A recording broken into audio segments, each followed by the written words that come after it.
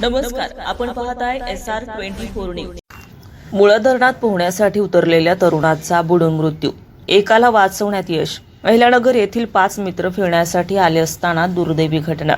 अहिल्यानगर येथील 5 तरुण रविवारी दिनांक 8 मार्च रोजी दुपारच्या सुमारास राहुरी येथील मुळा धरण परिसरात फिरण्यासाठी आले असताना धरणाच्या पाण्यात पोहण्यासाठी उतरलेल्या दोघांपैकी एका तरुणाचा पाण्यात बुडून मृत्यू झाल्याची दुर्दैवी घटना घडली आहे, तर दुसऱ्या तरुणाला स्थानिक नागरिकांच्या तत्परतेने वाचवण्यात यश मिळवलंय।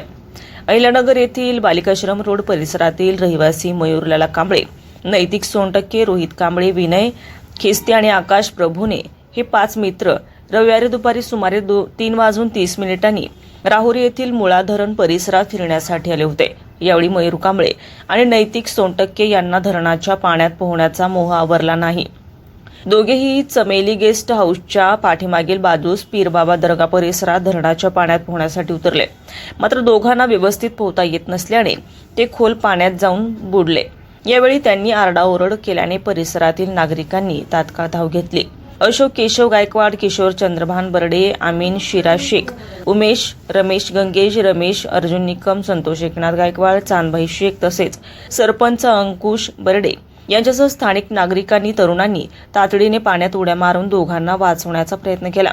या प्रयत्नामध्ये नैतिक सोनटक्के याला सुखरूप बाहेर काढण्यात आलं, मात्र मयूर लाला कांबळे वय वर्ष 24 राहणार बालिकाश्रम रोड अहिल्यानगर याचा पाण्यात बुडून दुर्दैवी मृत्यू झाला। मयूर कांबळे याच्या पाचशात आई-वडील, 2 बहिणी असा परिवार आहे।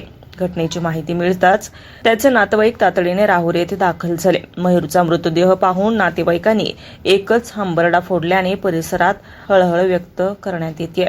SR24 न्यूजसाठी रमेश खेमनरसह सोमनाथ वाघ, राहुरी।